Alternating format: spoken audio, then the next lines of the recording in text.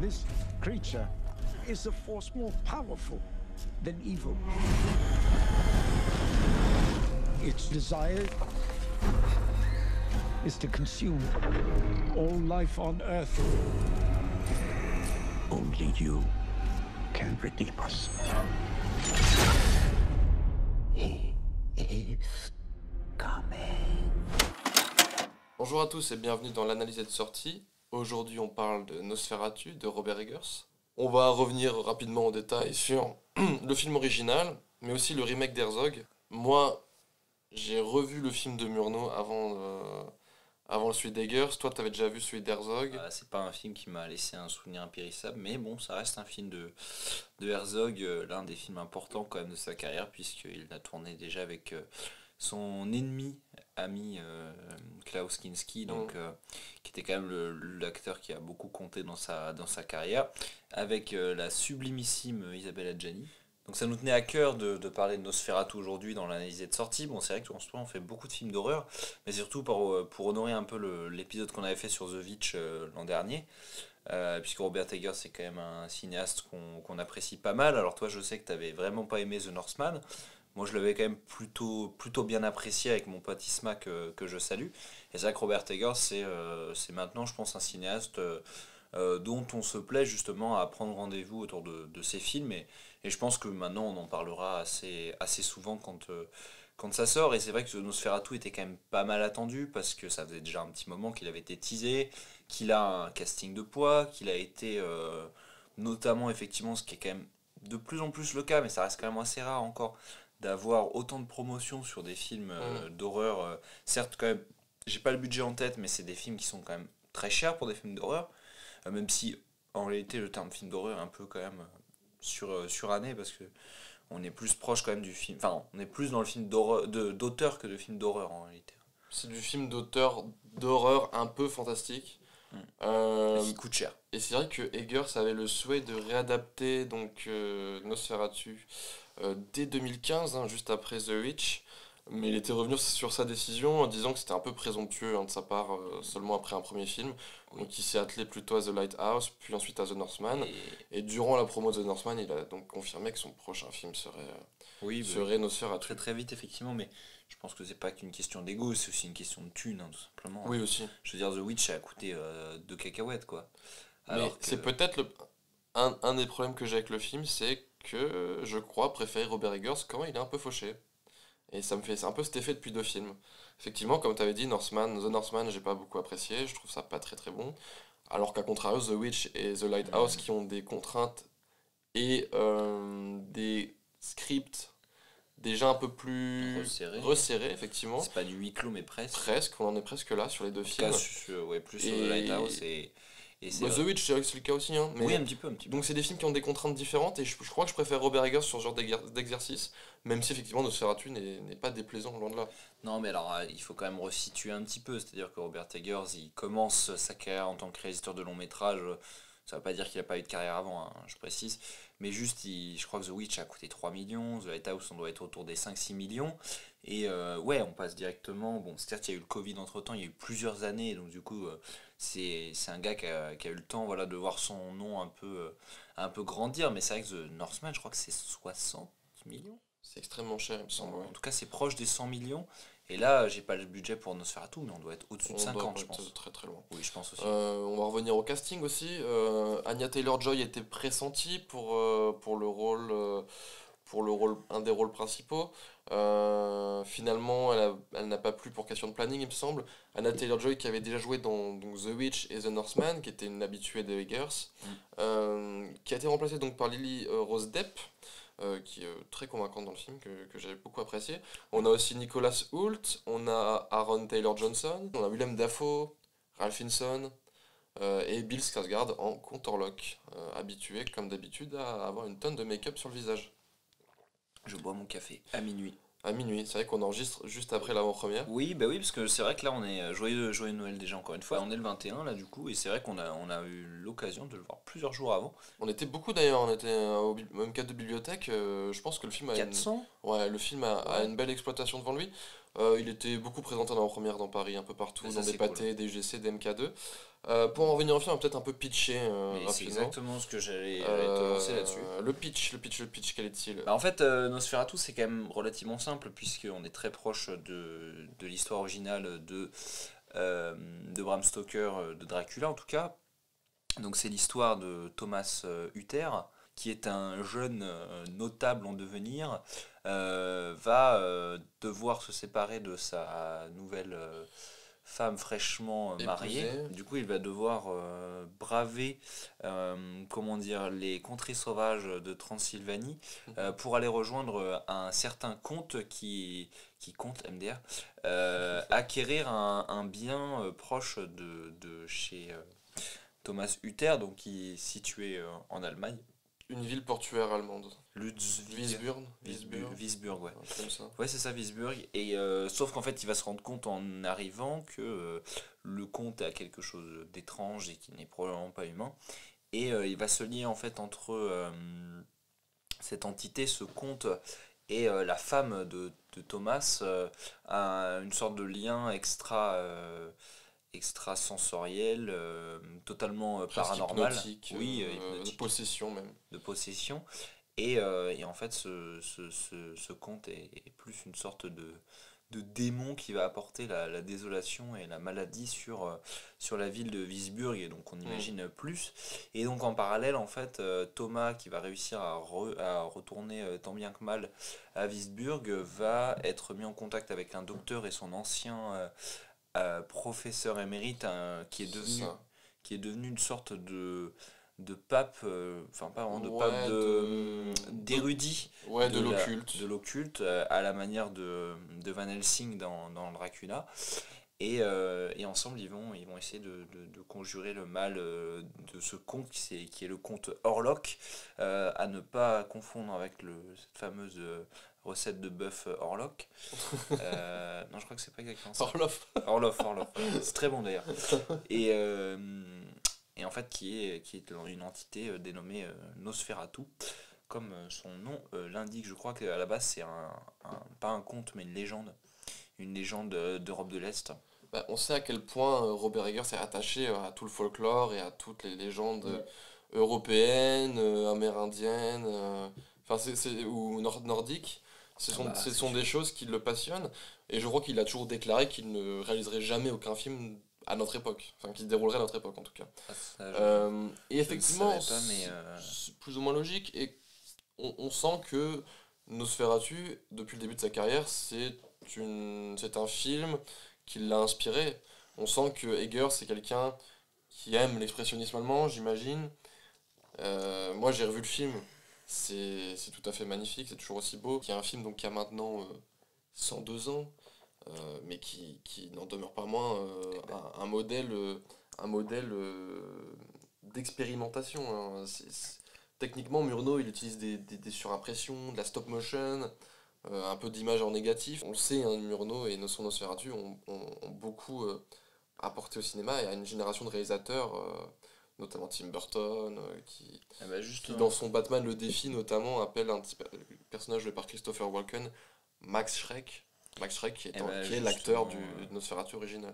Mon frérot va peut-être revenir là-dessus, parce que effectivement, d'où ça vient Nosferatu. Donc il faut le savoir que en 1897 sort le roman de Bram Stoker, Ouais. Dracula, et, dans la langue de Shakespeare bien sûr.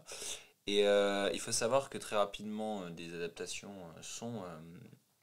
enfin en tout cas doivent être mis en branle. Et d'ailleurs je me demande, alors attends, parce que je sais qu'il y a une adaptation de Frankenstein qui a été parue en 1910, et je me demande s'il n'y a pas une adaptation de Dracula qui a eu lieu bien avant la version de James Whale, de 1933 avec Bela Lugosi. Mais je crois qu'il y en a eu d'autres avant, mais qui a dû être perdu, il me semble.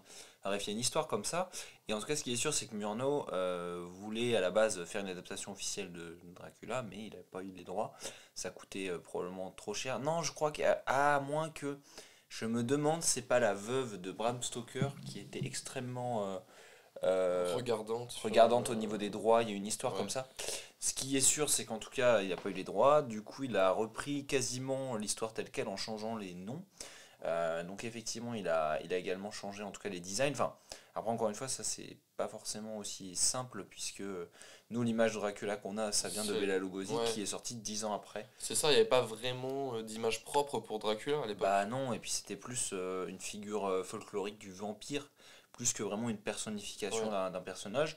Et c'est vrai que l'image qu'on a aujourd'hui, alors j'ai envie de dire de Dracula, mais même du vampire en général, c'est en Bela Lugosi, de Bela Lugosi dont on le tient, qui est décédé il y a d'ailleurs 80 ans, je crois, et non, 70, pardon, et en 54. Et du coup, effectivement, on a cet acteur, voilà, Max Schreck, pareil, hein, pas mal, je crois, maquillé, prothésé et tout, Ouais. qui joue effectivement ce Nosferatu, qui est clairement quasiment aussi iconique que le Dracula de Bela Lugosi. Et c'est vrai que Nosferatu, c'est vraiment un film qui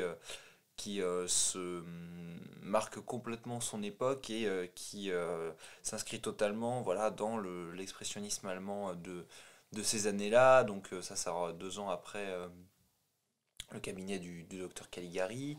Ça sort à peu près en même temps que Exane aussi. Bon, c'est pas vraiment forcément le même courant, mais c'est plus le même type de film. Donc c'est vrai qu'on est quand même dans les débuts ce qu'on peut considérer comme des films réellement horrifiques, même s'il faudra attendre encore 3 ans avant d'avoir le début d'Universal Monsters avec le chef-d'œuvre du fantôme de l'opéra. C'est des films, comme tu le dis, donc Nosferatu, Axan ou encore Dr Caligari, ce sont des films qui ont marqué d'une très forte empreinte la pop culture et les gens ont des visuels, ont déjà vu des images de ces films sans vraiment pouvoir mettre le doigt dessus. Surtout Nosferatu. Surtout Nosferatu, qui est vraiment une figure que tout le monde a déjà vue, j'imagine. Ce qui est amusant, c'est que Robert Eggers félicitait Bob l'éponge d'avoir remis un peu le personnage au centre de la pop culture, mais effectivement, ce sont des œuvres charnières. Moi, Max Schreck me fait penser notamment à un acteur qu'on a pu voir dans le Fantôme de l'Opéra, comme Lon Chaney, qui étaient des acteurs très protéiformes et qui étaient souvent très très maquillés, avec beaucoup de make-up et des prothèses. Je pense que ça fait des dizaines d'années qu'on a plus ce genre d'acteurs à Hollywood et que Bill Skarsgård, depuis peut-être 10 ans, reprend un peu cet héritage. Ouais. On a plus vraiment d'acteurs comme ça qui juste Si. changent de visage constamment. Ouais, si, il y en a encore, hein. Tu citerais qui, Moins, toi? mais en fait, c'est Parce plus qu'aujourd'hui, que aujourd'hui, on vend beaucoup. Bon, ça a toujours c'est été le plus que cas. les technologies ont évolué, mais par Aussi. exemple, tu prends Andy Serkis Oui, c'est vrai. ou Zoé Saldana, C'est vrai. par exemple, mais c'est plus maintenant. Je mettrais plus Andy Serkis, effectivement, mais c'est numérique. c'est une Bah, autre quand même. forme de. Moi, honnêtement, Zoé Saldana, je l'ai plus vu Mm. sous un maquillage numérique que par sa réelle apparence. Avatar, et puis. Je crois qu'elle a fait autre chose aussi. Enfin bref, Ouais, mais en tout cas, mais c'est plus ça maintenant. disons que voilà, ça se fait rare aujourd'hui des acteurs qui portent des lourds make-up assez constamment. Bill Skarsgård, on sait qu'il est habitué à ce genre de rôle. Donc c'est intéressant aussi de revenir à cette essence même. Oui, parce que lui, Ça, c'est moins numérique. Oui, c'est ça, c'est beaucoup. Mais c'est normal, ce soit c'est plus très, très marginal porté. aujourd'hui, hein. Oui, c'est normal aussi, effectivement. Mais pour en revenir à ça aussi, c'est que Eggers, il a un parti pris fort. En fait, on va peut-être pas le dévoiler dans cette émission, parce que Eggers l'avait dit lui-même à la presse. Dans tous les trailers, vous ne verrez pas l'apparence du conteur-là, puisque elle est quand même assez différente et surprenante de, de l'apparence classique du personnage Eh ben, qui a pu être dépeinte par Murnau ou même Herzog. Ben justement, on peut revenir 2 secondes sur cette version. Faut savoir que les trois versions de l'histoire sont, je vais pas dire parfaitement identiques, mais elles sont vraiment à la virgule quasiment. C'est 3 versions qui sont très très proches. Et c'est vrai que la version de Kinski dans le film d'Herzog, donc sorti en, je sais pas si tu as apprécié, 79 en tout cas, donc qui a 45 ans, bah c'est vrai que l'apparence est quasiment identique à celle de Max Schreck et je la trouve assez impressionnante. Sachant qu'il faut savoir, je crois qu'on l'a pas précisé, mais il n'y a que la version de Murnau qui est complètement en noir et blanc. Et les autres versions sont dans une version couleur, mais extrêmement désaturée, où on est proche du noir et blanc, ce qui fait que bah, c'est quand même, à leur façon, 3 films très très très très beaux visuellement. Et c'est vrai que la version de Herzog, pareil, elle est très proche des événements. Ce qui va beaucoup changer, c'est la façon dont certains événements sont dépeints, sont mis en scène, et également un rythme qui va être différent. Par exemple, moi je trouve que la version d'Herzog, c'est un somnifère. Vraiment, le film est assez chiant et le film est un peu trop lent justement à ce niveau-là. Là où la version récente, je pense qu'on va pouvoir rentrer un peu plus dans la critique à chaud, entre guillemets, parce qu'on est sorti du film il y a 1h30 à peu près, même pas, Mm. 1 heure. Et c'est vrai que la version de Eggers est quand même fidèle à ce qu'il fait, c'est-à-dire que c'est des films qui tiennent quand même sur la longueur, malgré parfois des scénarios qui sont pas excessivement développés, hein, et c'est pas un tort, mais c'est des films qui ont quand même, je vais pas dire, ce serait un peu une insulte de dire que le rythme est efficace, mais il est plutôt bien tenu, en tout cas dans la première partie, on va dire, même soyons généreux, pendant 1h30, et c'est vrai qu'après il y a un rythme qui se relâche un petit peu malheureusement. Moi, comment je pourrais présenter les choses, c'est qu'effectivement, le rythme, pour moi, est parfait durant toute la première partie du film. Ça se dégrade sur la deuxième, et moi, ça me fait vraiment penser, vraiment, du coup, effectivement... La première partie me fait beaucoup plus penser à ce qu'il pouvait faire sur The Witch, ou quand bien même sur The Lighthouse, alors que la seconde me fait beaucoup plus penser à un truc à la The Northman, un peu plus bourrin, un peu plus... tu vois ce que je veux dire, un peu dans le délire beaucoup plus dans la traque, dans la chasse, il y a un truc beaucoup plus d'action. On est presque sur du film d'action sur la deuxième moitié du film. Alors que la première moitié se veut très très atmosphérique, très posé, avec un rythme assez planant. Et c'est pas forcément un défaut, puisque la deuxième partie du film se détache un peu de ce que faisait le film original, alors que la première partie du film est quasiment identique en réalité au scénario original du film. Donc il y a des choses à prendre, il y a des choses qui peuvent être un peu irritantes. Mais pour ma part, il va falloir encore un peu digérer le film. Mais à l'heure actuelle, je le classe dans dans la moitié de sa filmographie. Enfin, je le classe au-dessus, bien au-dessus d'un Northman, mais quand même en dessous d'un The Witch ou d'un The Lighthouse qui me semble un peu plus jusque-boutiste dans leur forme et dans leur proposition. Alors ce qu'il faut rappeler quand même, c'est que nous, c'est vrai qu'on fait partie des rares fous qui ont vu les films originaux et donc du coup qui connaissons très bien l'histoire, hein, parce que une fois que tu l'as vu une fois, voilà, Oui, l'histoire est assez simple à raconter. Et même si celle de Dracula est assez proche, par exemple si tu prends la version de Coppola, il y a quand même énormément de différences et surtout de la façon dont tu vas mettre en scène ça. Il y a quand même un point qui revient dans toutes les versions, je me souviens plus assez bien de la version de Murnau, mais ce qui est sûr c'est que c'est quand même un point central, c'est vraiment cet érotisme entre oui. cette bête et le personnage féminin, sachant que ouais, toi tu voulais pas forcément qu'on dévoile les spécificités de la créature. Moi je pense Je qu'effectivement, pense qu'il faut le laisser la surprise parce que c'est assez déroutant au début. Après, effectivement, si vous connaissez pas les films originaux, enfin le film original et le remake, vous allez un peu vous moquer. Mais si vous êtes féru du premier film et que vous aimez aussi la version d'Herzog, je pense que la révélation qui n'est pas, c'est pas incroyable, hein, mais qui diffère beaucoup de la vision qu'on a de Nosferatu peut valoir le coup. Donc je pense que c'est mieux de ne pas ouais, vraiment en parler. surtout qu'on sent que Eggers en joue beaucoup, Oui, il s'en amuse. beaucoup parce que c'est vrai que cette scène, je trouve, de la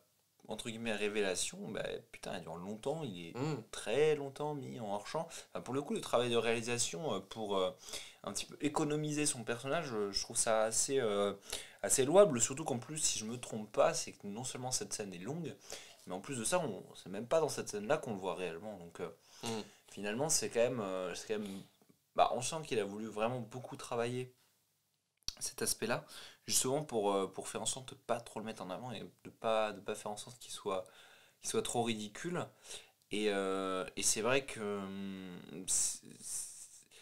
c'est vrai que ouais, ça décontenance, mais je trouve que c'est quand même un parti pris qui finit de plus en plus par se distiller de façon très cohérente dans le récit, et c'est vrai que ça rajoute aussi je trouve, à la qualité du cast, parce que c'est vrai je sais pas si on est revenu beaucoup dessus, mais c'est Le vrai que casting est Robert très Eggers bon, hein.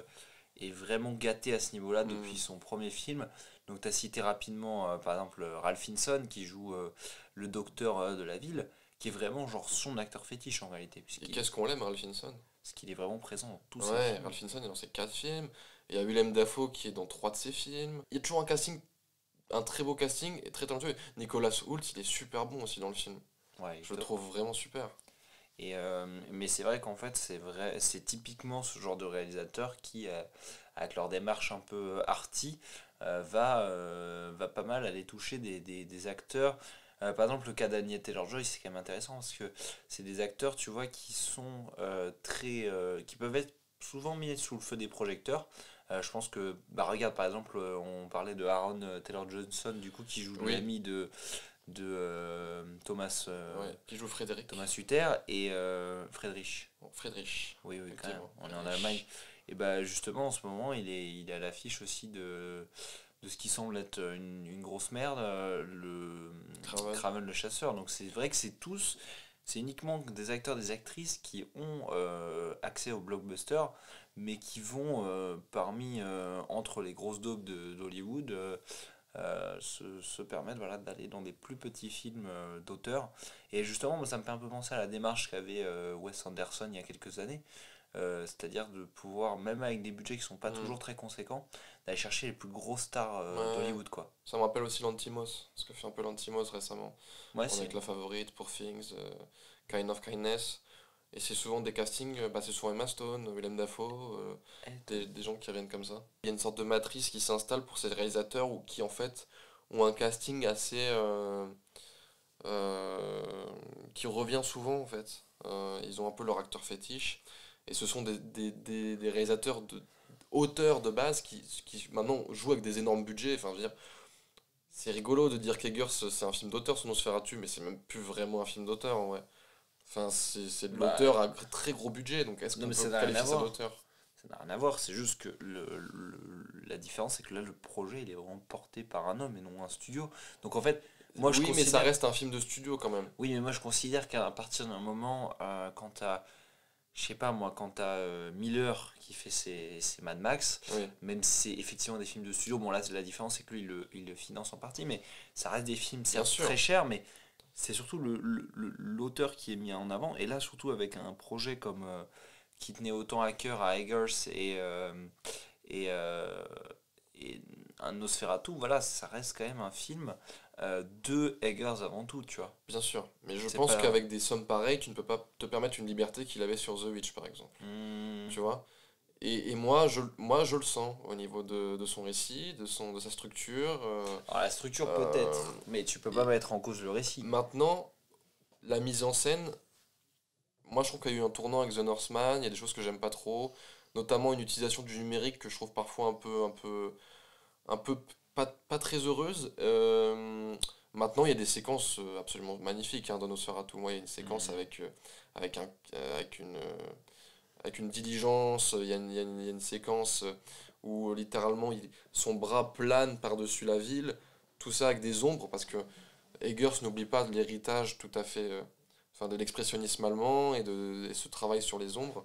Il ne l'a pas oublié, il y a des séquences vraiment assez formidables là-dessus.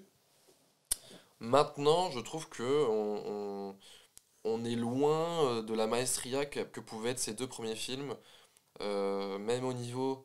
Je trouve que la tension est toujours assez bonne, mais je trouve elle est en deçà tout de même de ce que pouvait être un The Witch. Alors encore une fois, est-ce que c'est pas aussi parce que justement on connaissait Peut-être parce qu'on le avait déroulé. déjà... Oui, mais c'est ça. Je pense que c'est pas un argument puisque c'est un remake. Un remake, son travail, c'est aussi, certes, de réadapter un récit et de refaire un film, mais d'en refaire quelque chose de nouveau d'un certain point. Tu vois ce que je veux dire? Ah, Ce qu'il réussit à faire avec la deuxième partie du film, comme on le dit, où il y a vraiment une chasse, une vraie chasse aux vampires, avec des personnages qui ont été créés pour l'occasion, de nouveaux personnages. Donc en quelque sorte, il y a une sorte de renouveau on est surpris par certaines choses. Mais au niveau de la tension pure, euh, je crois que j'ai pas sursauté une seule fois pendant le film. moi un petit peu. Un petit peu. Ce que je regrette un petit peu. Après, Mais sauf voilà. que ça c'est surtout par rapport entre guillemets à des jumpscares. Hein. Oui, Ce qui après, compte c'est vraiment la tension du l'ambiance film. est bonne, mais je pense qu'il y avait peut-être matière à... Il va falloir dépasser un peu ça parce que c'est vrai que moi je trouve que justement je parlais tout à l'heure de cette photographie justement qui n'est pas du noir et blanc mais qui est quelque chose d'assez désaturé où il y a énormément de couleurs qui sont comment dire qui sont réduites justement Je sais pas si c'est dû à la photographie directement ou à l'étalonnage, mais ce qui est sûr, c'est que oui, le film, en tout cas, de ses plus de 2h10, se prend le temps de quand même de poser un peu ses ambiances, etc.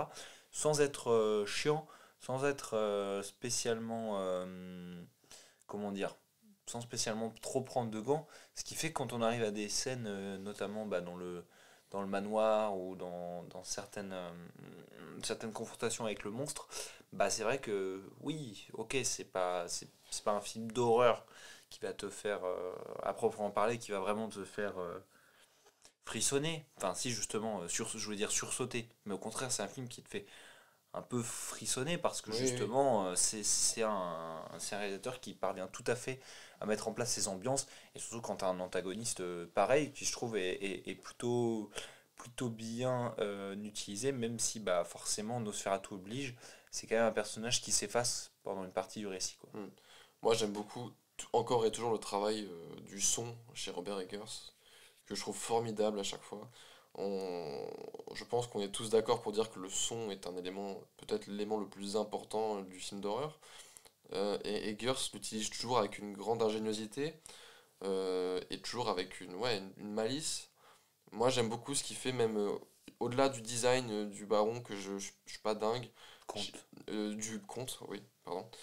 Je suis fan de tout l'aspect sonore. Cette voix, le travail sur l'accent de Sasgard. Ouais. J'aime beaucoup cette respiration rauque, vieille, cadavérique, qui est superbement retranscrit. Ça, c'est des choses que j'aime. Sur des séquences plus oniriques aussi. Lors des rêves du personnage de Lily Rose Depp, ou même lorsque on en revient voilà, à Nicolas Hoult qui rencontre cette calèche qui apparaît de nulle part dans cette forêt totalement sombre, plongée dans le noir. Il y a un travail sur le son exceptionnel. Et ça, c'est toujours quelque chose que je retiens chez Robert Eggers, même quand parfois ses films sont un peu moins bons que d'autres. Je sais pas ce que t'en penses en tout cas. Bah, moi je pense que c'est vraiment des films qui gagnent à être vus au cinéma. Moi je sais que. Alors du coup, The Northman, tu l'avais pas vu au ciné, Moi, je toi? l'ai pas vu en salle. Ouais, bah ça joue peut-être parce que franchement le son est assez extraordinaire. Et là c'est vrai que sur un film comme Nosferatu, on sent vraiment le soin qui est apporté au son. Alors c'est vrai que la musique par contre est un peu discrète, je Mm, la mm, trouve de mm. qualité quand tu te laisses faire remarquer. Mais sinon c'est vrai que c'est relativement discret. Par contre c'est vrai que le son, il apporte un plus. Alors s'il y a le son d'un côté, puis tu as aussi effectivement comme tu disais le jeu des acteurs, donc surtout des antagonistes. Parce que d'ailleurs c'est pas le seul antagoniste entre guillemets. Oui, c'est vrai d'ailleurs. Il a aussi un serviteur Il y a et Knock aussi. moi j'avoue qu'il y a un petit bruit qui est normal, hein, qui est un bruit que tu peux même entendre parfois en vrai. C'est simplement le moment où il part pour aller voir le comte, lorsqu'il est sur son cheval et qu'on entend simplement le crac. Ouais, Et ouais. le bruit des sabots, c'est... Ah, c'est bon ça. Le bruit des sabots, c'est comme sur la scène de la calèche, le bruit des sabots, il est Bah ouais. exceptionnel. Et le hennissement des chevaux qui sont sursaturés à la fin, etc. Enfin, c'est glaçant. Et même le baron dans sa demeure, les bruits de pas qui sont extrêmement lourds. Il y a un vrai travail très très intéressant sur le son. Et moi, c'est peut-être ce que j'en retiens le plus, au-delà du visuel, qui parfois peut faire plaisir à la rétine et parfois un peu moins.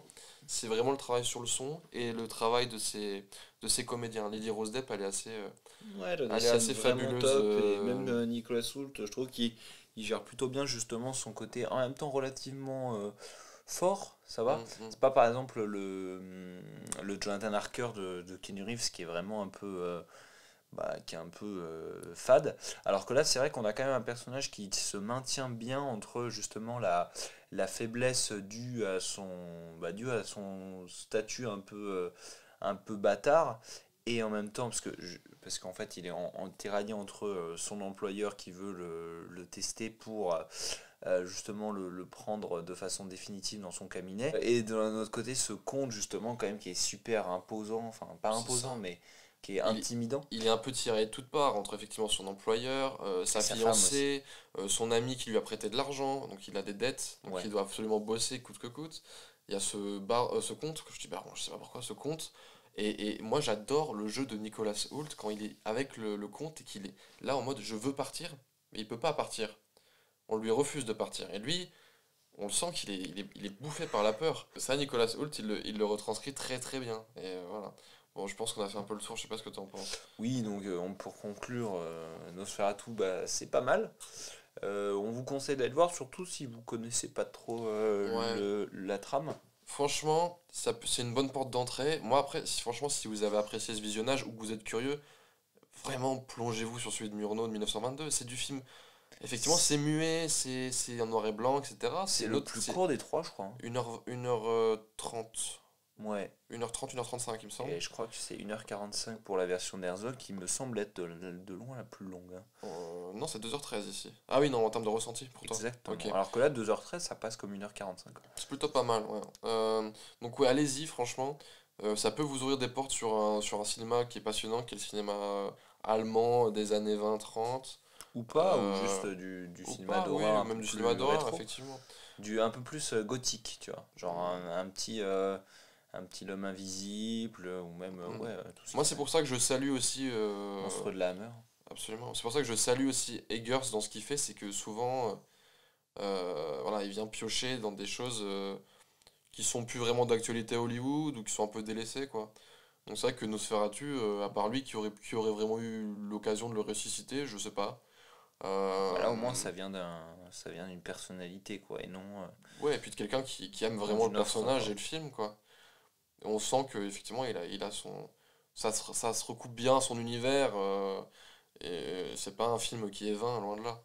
Maintenant, effectivement, je pense pas qu'on soit sur le- la pièce maîtresse de Robert Eggers. Enfin, C'est pas l'ultime chef-d'œuvre de la fin d'année, mais c'est clairement, ça vaut clairement le coup d'aller payer son billet, quoi. Bah, sur ce, bisous. on vous souhaite une bonne année C'est exactement ça, une bonne année. 2025. Et on se retrouve très très vite. Je crois que Très c'est quoi très vite. l'épisode? On va parler C'est de Walter Mitty. On et va un de peu Ben réchauffer, Stiller. on va un peu réchauffer les cœurs parce que on fait que de parler de films d'horreur ou de choses un peu glauques. Donc Ouais. on va bien commencer 2025.